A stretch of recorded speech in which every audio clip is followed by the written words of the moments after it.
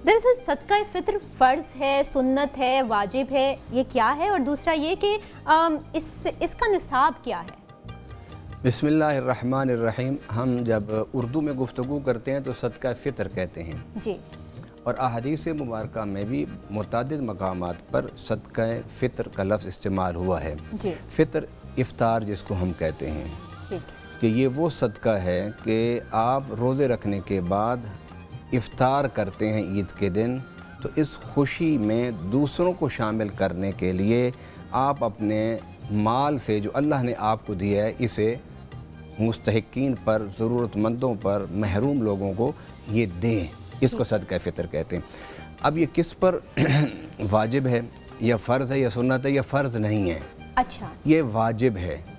और फ़र्ज़ और वाजिब में अमल के एतबार से कोई फ़र्क नहीं होता। ये एक इल्मी बहस है कि फ़र्ज़ क्या होता है, वाजिब क्या होता है। फ़र्ज़ वो होता है कि जो कुरान की नस्स कती से साबित हो, ठीक है, और वाजिब वो होता है जो हदीस मुतवातिर से साबित हो। अच्छा, अक़ीदे के एतबार से इसमें थोड़ा सा फ़र्क है, एतिक़ाद के एतबार से, अमल के एतबार से इन दोनों में कोई फ़र्क नहीं है। यानी जिस तरह अमल में फ़र्ज़ ज़रूरी है करना, इसी तरह अमल में वाजिब का करना भी ज़रूरी है। और ये सुन्नत नहीं, क्योंकि सुन्नत फ़िक़ही इस्तिलाह में उसको कहते हैं कि जो फ़र्ज़ न हो, जो वाजिब न हो, उसको सुन्नत कहते हैं। लेकिन एक वसी माने के एतबार से अगर आप देखें तो सुन्नत हर उस अमल को कहते हैं जो रसूलुल्लाह सल्लल्लाहु अलैहि वसल्लम ने करके दिखाया। इस माने के एतबार से फ़र्ज़ भी सुन्नत है, इस माने के एतबार से वाजिब भी सुन्नत है, इस माने के एतबार से फ़र्ज़ और वाजिब के भी अलावा भी सुन्नत है। अब ये किस पर वाजिब है? मुसलमान हो, आकिल हो, बालिग हो और अक्ल वाला हो, आकिल, बालिग और मुसलमान, ये ज़रूरी है। लेकिन इसमें आज़ाद के लिए शर्त नहीं, ज़कात में तो शर्त है। हाँ जी। अच्छा, अब ये किसको देना है, ये किस पर वाजिब है? हर बच्चे पर वाजिब है, हर बड़े पर वाजिब है, हर मर्द पर वाजिब है, हर औरत पर वाजिब है, हर आज़ाद पर वाजिब है। अगर कोई मुसलमान ग़ुलाम है तो उस पर भी वाजिब है। अब आइए हम ये देखें कि वाजिब तो है, लेकिन एक होता है नफ्स वजूब, एक होता है वजूब अदा, कि अदा करना किस पर वाजिब है। उसके लिए उलमा ने फरमाया कि साहिब निसाब हो। अगर वो साहिब निसाब नहीं है तो उस पर सदका फ़ित्र अदा करना वाजिब नहीं। और निसाब क्या है? निसाब का मतलब वो इस्तेदाद, वो सलाहियत जो आपको अल्लाह दे, उसके बाद आपको इसको अदा करना ज़रूरी है। यानी कितनी दौलत पास हो तब हम ये दें। अच्छा, अब ज़कात में ये है कि आप अपने असली जो ज़रूरत की चीज़ें हैं वो निकाल दें, और फिर अगर आपका निसाब बनता है तो आप पर ज़कात है। लेकिन फ़ितराने में ये नहीं है। आपको निसाब बनाने के लिए फ़ितराने का असली जो आपके ज़रूरत की चीज़ें वो भी उसमें शामिल करना होगी। मसलन आपकी गाड़ी, आपका घर, आपके घर के इस्तेमाल की चीज़ें, जिस तरह टीवी है, फ्रिज है, एसी है, तो बेड है, ये तो फिर बहुत ज़्यादा बन जाता है। मैं वही अर्ज़ कर रहा हूँ ना, क्योंकि रब्बुल आलमीन ये चाहता है कि इस निसाब की इस्तेतात को, निसाब को इतना वसी कर दिया जाए कि ज़्यादा लोग देने वालों में शामिल हो जाएं। जब ज़्यादा लोग देने वालों में शामिल होंगे तभी हम तबके के महरूम लोगों को ईद की खुशियों में शामिल कर सकते हैं ना। मसलन आपकी घर की घरेलू इस्तेमाल की चीज़ें, आपकी गाड़ी, आपका घर, ये सारी मिला के अगर आपका निसाब बनता है, निसाब वही है 7.5 तोला सोना और 52.5 तोला चांदी, अगर इसके बराबर आपके पास कुल मालियत मौजूद है तो आपको फ़ितराना देना होगा। और फ़ितराना आपको देना होगा अपने बच्चे, मासूम छोटे बच्चों का देना होगा, आपके पास जो मुलाजिम है उनका देना होगा, आपके पास ग़ुलाम जो बांदी है उसका देना होगा, और माँ बाप जो बूढ़े हैं जिनका कोई रोज़गार नहीं, कमाने नहीं, उनकी तरफ से भी आप पर सदका फ़ितर देना वाजिब होगा। जी, लेकिन पीर साहब, जहाँ पे सदका फ़ितर की बात आती है वहाँ पे इन्होंने फरमाया कि हर बच्चे पर भी वाजिब है। बच्चा तो बहुत छोटा है, मिसाल के तौर पर ईद से एक दिन पहले अगर बच्चा पैदा हो गया है, या ऐसा शख्स जो ईद से एक दिन कबल ही इस दुनिया से चला गया है, तो क्या उसके ऊपर भी ये सदका फ़ितर वाजिब होगा? बिस्मिल्लाहिर्रहमानिर्रहीम। बहुत अहम मौजू है आज भी हमेशा की तरह।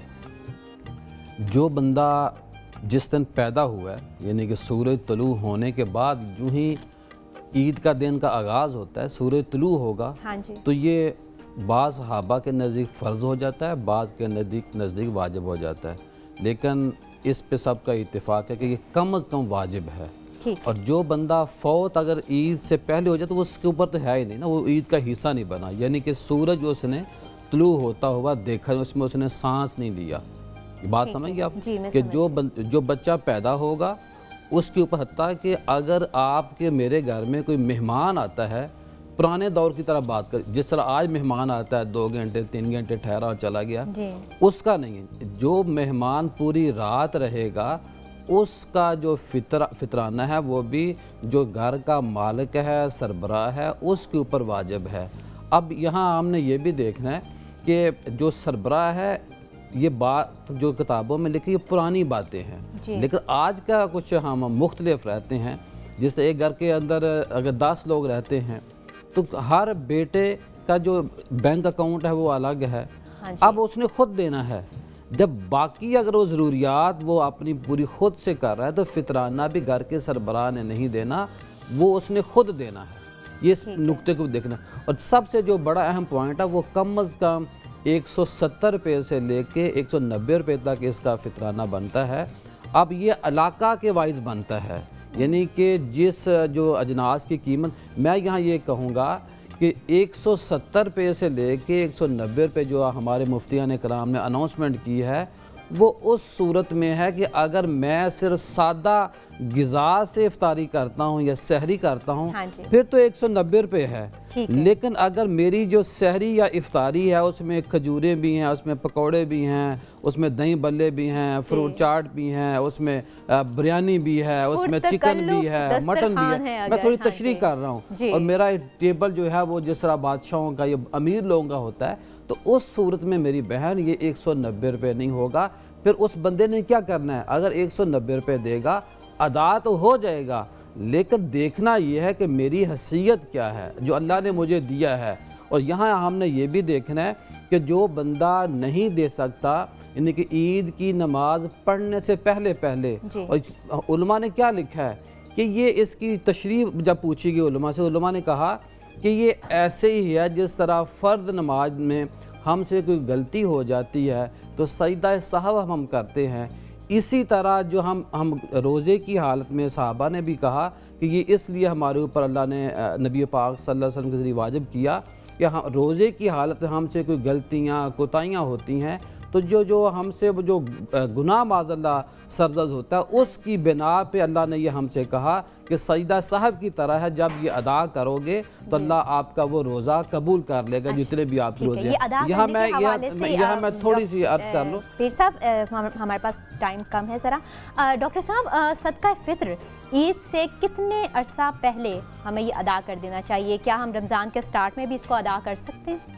الحمدللہ حمدن کثیرا اما بعد فاعوذ باللہ من الشیطان الرجیم بسم اللہ الرحمن الرحیم. آج کا جو موضوع ہے وہ بنیادی طور پر ایک معاشی اور سماجی موضوع ہے، ایک مالی موضوع ہے. ہم جب صدقہ فطر کہتے ہیں تو پہلے صدقہ ہیں پھر فطر ہیں. صدقہ کیا ہے؟ صدقہ اللہ کے غصے کو ٹھنڈا کرتا ہے. بے شک جب ہم اپنے مال سے صدقہ دیتے ہیں تو بنیادی طور پر ہم اللہ کے غصے کو ٹھنڈا کر رہے ہوتے ہیں. اب جو آپ نے سوال کیا ہے، صدقہ فطر واجب کی حیثیت رکھتا ہے اور یہ نماز عید سے پہلے ادا کرنا ضروری ہے. اگر کوئی عید کے بعد ادا کرتا ہے تو وہ عام صدقہ کر رہا ہے، وہ صدقہ فطر نہیں کر رہا. اچھا، اس کے وہ جو اللہ کی راہ میں خرچ کیا ہوا جو مال ہوگا وہ عام مال کی طرح ہوگا. صدقہ فطر کیوں ہے؟ انسان روزے رکھتا ہے. آپ کے ایسے بے شمار معاشرے کے اندر لوگ ملیں گے جو ناقدین ہیں اسلام کے، جو اسلام پہ نقد کرتے ہیں. مثال کے طور پر وہ یہ کہتا ہے کہ ایک شخص نماز پڑھتا ہے لیکن نماز پڑھنے کے بعد یہ بے حیائی کے کام بھی کر رہا ہے، تو اس کی نماز کا کیا فائدہ؟ جس طرح قرآن فرماتا ہے ان الصلاۃ تنہی عن الفحشاء والمنکر، تو ہم اس کے ایک نیک کام کو کنڈیمڈ کر رہے ہیں، اس کو روک رہے ہیں، اس کے آگے پل باندھ رہے ہیں. اسی طرح آپ کو بے شمار لوگ ایسے ملیں گے کہ جی روزہ رکھ کے فلمیں بھی دیکھتا ہے، گالیاں بھی دیتا ہے، بدگمانی بھی کرتا ہے، بد نگاہی بھی کرتا ہے، یعنی زندگی گزارنے کا کوئی خاص فرق نہیں پڑا اس پہ. اللہ تعالیٰ فرما رہے ہیں کہ جو صبح صادق سے لے کر غروب آفتاب تک صرف 2 چیزوں سے بچ گیا، کھانے پینے سے اور شرعی مباشرت سے، اس کا روزہ ٹک ہے. اب اس میں جو کمی کوتاہیاں رہ گئی ہیں اس کمی کوتاہیوں کو فلفل کرنے کے لیے یہ صدقہ فطر ہیں اور یہ واجب کی حیثیت رکھتا ہے. مختلف ہیں، جس طرح 160 سب سے کم ہیں گندم کے لحاظ سے، جو کے لحاظ سے، کھجور کے لحاظ سے، کشمش کے لحاظ سے یہ جو صدقہ فطر ہیں، اگر کوئی بادشاہ وقت کا بادشاہ بھی ہیں وہ 160 روپے دے گا، اس سے ادا ہو جائے گا، باقی اس کی اپنی ضمیر کی بات ہے۔